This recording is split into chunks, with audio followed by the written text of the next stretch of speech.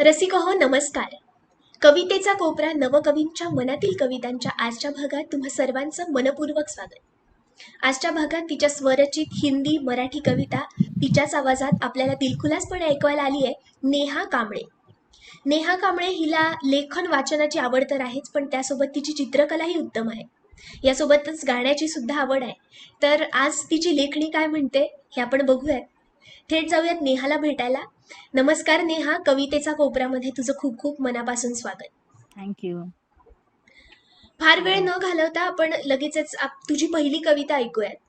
तर आयुष्य आयुष्य या विषयावर तू काहीतरी कविता लिहिली होतीस, ती ऐकवशील? हो, हो. तर कवितेचे शीर्षक आहे असे घडावे औचित्य काय. तर ही कविता लिहिताना म्हणजे माझा विचार जनरली कविता लिहिताना असतो की बाबा पॉझिटिव्ह असलं पाहिजे. आपल्या हम्म, कवितेतून काहीतरी सकारात्मक नेहमी बाहेर पडलं पाहिजे. बरोबर. एक सकारात्मक क्रिएशन किंवा कलाकृती आपण म्हणू शकतो. तर या कवितेचंही असंच आहे की मला असं वाटतं की सगळीकडे पॉझिटिव्ह असावं, पॉझिटिव्हिटी असावी आणि तेच मी या कवितेत लिहिलंय, शब्दांमध्ये हम्म, मांडलंय. तर कवितेचं शीर्षक असे घडावे औचित्य काही. हम्म, असे घडावे औचित्य काही आयुष्य हे जगताना. असे घडावे औचित्य काही आयुष्य हे जगताना. तिमिराच्या या गाभाऱ्यातून तेज पर्वाकडे जाताना. हम्म. तिमिराच्या या गाभाऱ्यातून तेज पर्वाकडे जाताना. अश्रूंचा हा डोह आटोनी दुःख सारे संपून जावे. हसतमुखी नव उमेदीने आनंदाचे द्वार खुलावे. सभोवार मी नजर फेकता नयन रम्य ते दृश्य दिसावे. लता कुंज अन कळ्या कळ्यान असीम देखणे हास्य फुलावे. असे वाटणे अगतिक नाही तरंगिणी सवे वाहत जावे. कधी या काठी कधी त्या काठी स्वैर मनाने स्वार व्हावे. अस्तित्वाच्या रणांगणी तरी मृत्यूचे मज भय नसावे. रक्तरंजित नेत्रदीपांनी माझे उज्ज्वल भविष्य दिसावे. वा. दुःखाचा मी पाश भेदुनी आनंदाचे बीज पेरावे. बेरीज वजा करूनही बाकी फक्त हास्य उडावे. अथांग सागर विस्तृत धरणी जीवनाचे जणू गूढ उकलावे. निळ्या छाया छत्राखाली क्षणोक्षणी मी जगत जावे. प्रकाश वाटा उजळून निघोत आयुष्य हे जगताना. तिमिराच्या या गाभाऱ्यातून तेज पर्वाकडे जाताना. दुःखाची परी वेस ओलांडून उल्हासाच्या गावी जाताना. असे घडावे औचित्य काही आयुष्य हे जगताना. आयुष्य हे जगताना. सुंदर. खरंच तू म्हणालीस तसं सकारात्मकता दाखवणारीच तुझी कविता आहे. पुढची कविता आता मी मगाशी कार्यक्रमाच्या सुरुवातीला तुझा एक छोटासा इंट्रोडक्शन दिलं की तू काय काय करतेस, पण प्रत्येकाचा स्वतःबद्दल एक काय म्हणू शकतो दृष्टिकोन असतो. तर तुझा तुझ्याकडे बघण्याचा दृष्टिकोन हा तू कवितेत मांडला होतास, तर ती कविता ऐकायला आवडेल. हो, हो.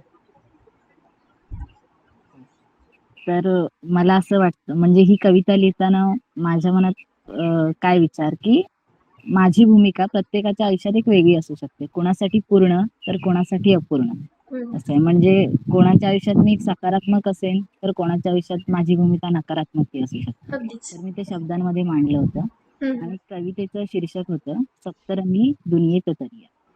तर कविता. सप्तरंगी दुनियेत तरिया अजूनही बेरंग मी.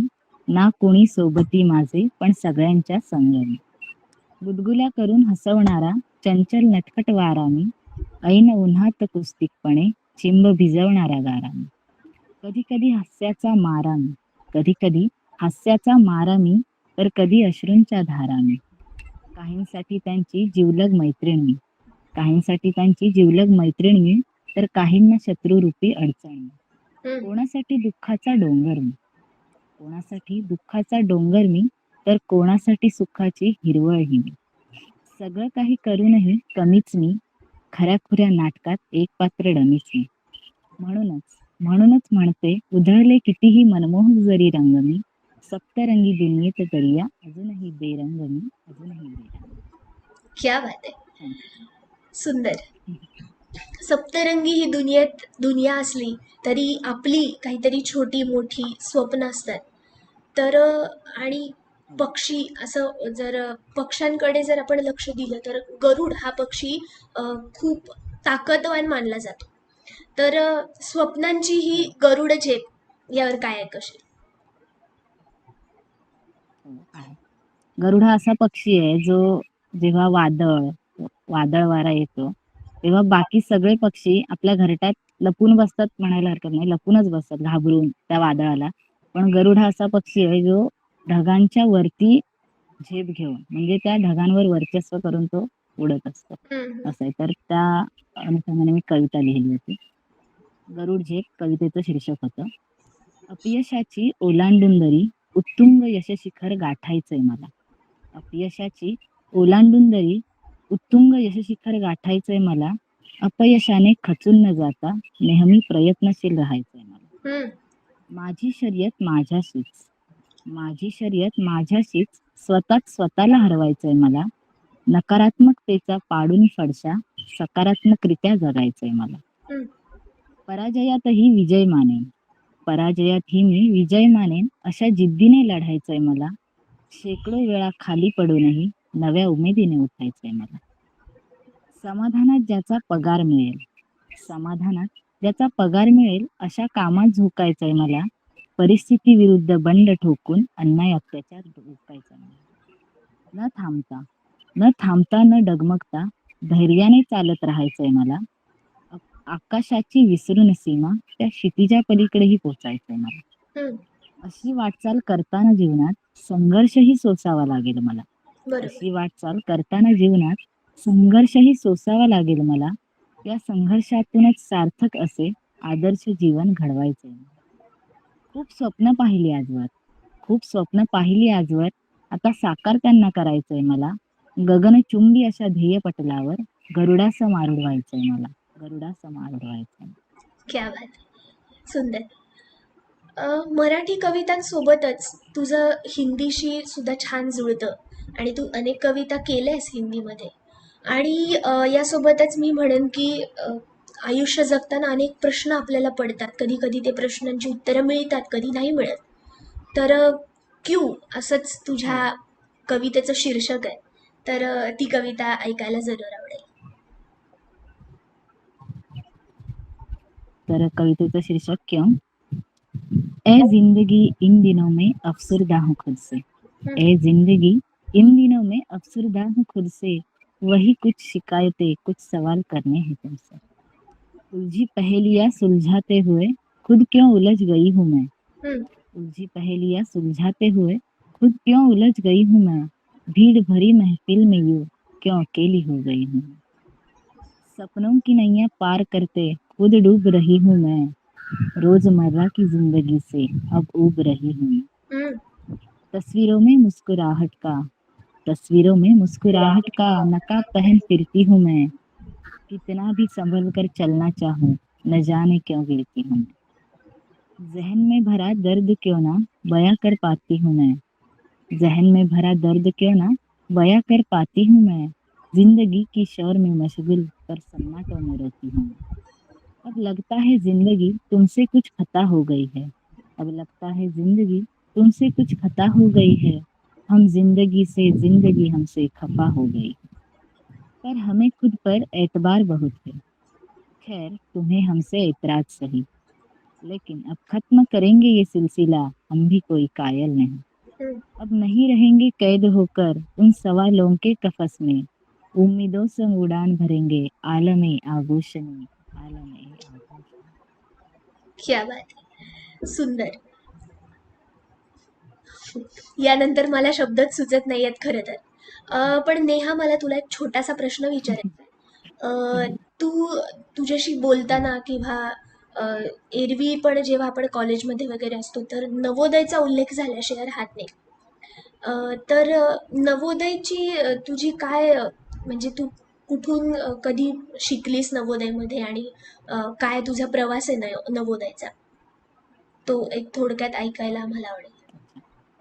नवोदय मध्ये जाण्यासाठी एक प्रवेश परीक्षा असते, एंट्रन्स एक्झाम. हम्म. तर त्यामध्ये माझं सिलेक्शन झालं होतं. मग मी तिथे गेले अच्छा. आणि 6वी ते 12वीचा माझं तिथे शिक्षण झालं. 6वी ते 12वी ते ऍक्च्युली ते भारत सरकारकडून असतं, फ्री एज्युकेशन मेरिटिशियस स्टुडंट्सला मिळतं ते. हां, हां. तर त्यामध्ये माझं ते 7 वर्षांचं तिथे मी शिकले. 7 वर्ष तिथे माझं शिक्षण झालं. ओके. तर नवोदयची माझ्या लाईफमध्ये खूप असं इम्पॉर्टन्स आहे ॲक्चुअली. महत्वाचं स्थान आहे. नक्कीच. तर हं, हं. तू जसं म्हणालीस तिथल्या महत्त्वाचं स्थान आहे. तिथले मित्र-मैत्रिणी आणि अर्थातच घरापासून आपण जेव्हा लांब राहतो तेव्हा अ, खूप हो. गोष्टी असतात ज्या खूप महत्त्वाच्या असतात. तर तिथल्याच एका तुझ्या मैत्रिणीने तुझ्यासाठी एक छोटासा मेसेज पाठवलाय. तो आपण पाहूयात. अच्छा. डिअर नेहा, कशी आहेस? ओळखलंस ना?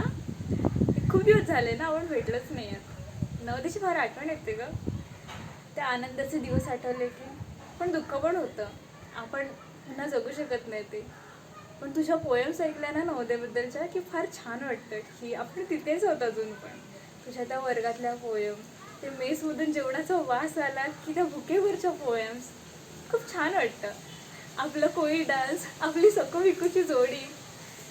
आपण इथे भांडायचो पण तेव्हा. फार वेड्या होतो ना आपण. आता आठवलं की हसायला येतं. पण मला फार छान वाटतंय तू तुझ्या त्या आवडी-निवडी, छंद अजून पण जोपासतेस. आणि असंच सुरू ठेव. तुझ्या भावी आयुष्यासाठी माझ्याकडून खूप खूप शुभेच्छा. लवकरच भेटू आपण. Bye bye. छान सरप्राईज होतं. खरंच छान. अनएक्सपेक्टेड. तर खरंच म्हणजे हा कसं वाटतंय? सांग. बोल बोल.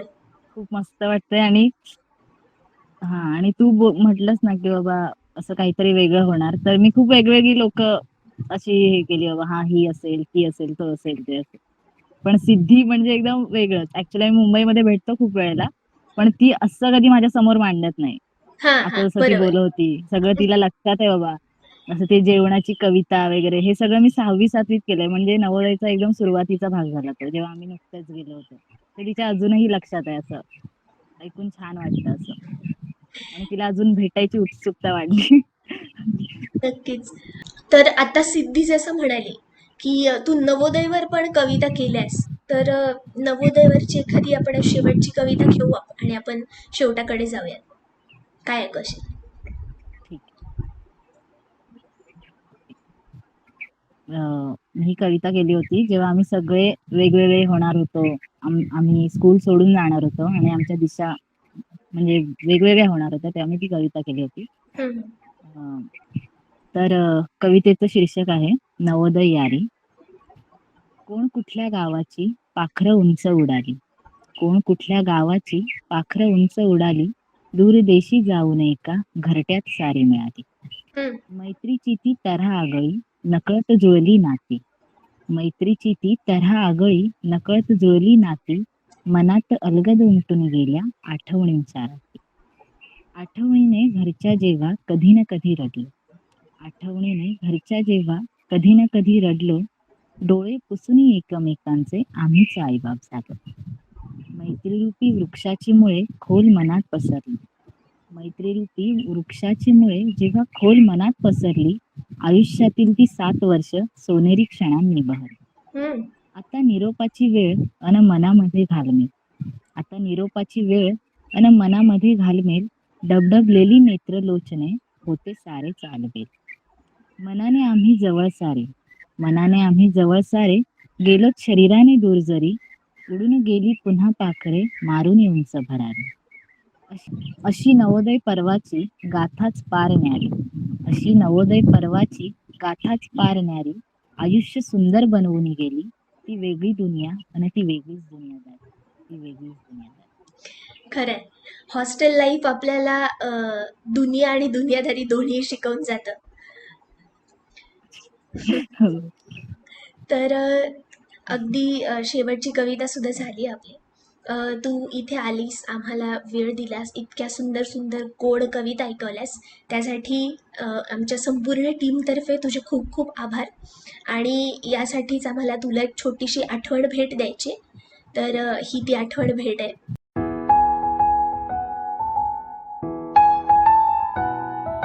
तर नेहा, ही होती आमच्याकडून तुझ्यासाठी एक छोटीशी आठवण भेट. तर तुला आज कविता ऐकवून आणि या कार्यक्रमात येऊन कसं वाटतंय? मला खूप छान वाटतंय की तुम्ही मला इथे येण्याची संधी दिली, मला आमंत्रित केलं. म्हणजे खरंच खूप खूप आभार, कारण की आमच्यासारख्या अशा नवकवी म्हणून तुम्ही आम्हाला उपमा दिली बाबा, की असे आम्ही असे छोट्या मोठ्या शब्दांची हितगुज करणारी माणसं, आणि तुम्ही त्यांना नवकवी म्हणून दर्जा दिलाय, संधी दिली, एक प्लॅटफॉर्म दिला, की आम्ही आमची कला किंवा सादरीकरण करू शकतो. हं. तर तुमचा खरंच खूप छान उपक्रम आहे सृजन स्टुडिओज तर्फे. खूप खूप आभार तुमचे. आणि तू मला अप्रोच केलं त्यासाठी स्पेशली तुझं थँक्यू समृद्धी. खूप थँक्यू. खूप खूप. येस, आम्हालाही तू आलीस याबद्दल खरंच खूप छान वाटलं. तुझ्या कविता नेहमीप्रमाणे वाचायला जितक्या छान होत्या तितक्याच ऐकायलाही मी स्वतः खूप एन्जॉय केलं आणि सगळे रसिक प्रेक्षकही करतील. तुझे खूप खूप आभार आणि तुला पुढील वाटचालीसाठी आमच्या संपूर्ण टीमतर्फे खूप खूप मनपूर्वक शुभेच्छा. तर रसिक हो, हा होता आपला आजचा भाग. नेहाच्या कविता कशा वाटल्या हे तुम्ही आम्हाला कमेंट सेक्शनमध्ये जरूर जरूर कळवा. बघत राहा कवितेचा कोपरा. धन्यवाद.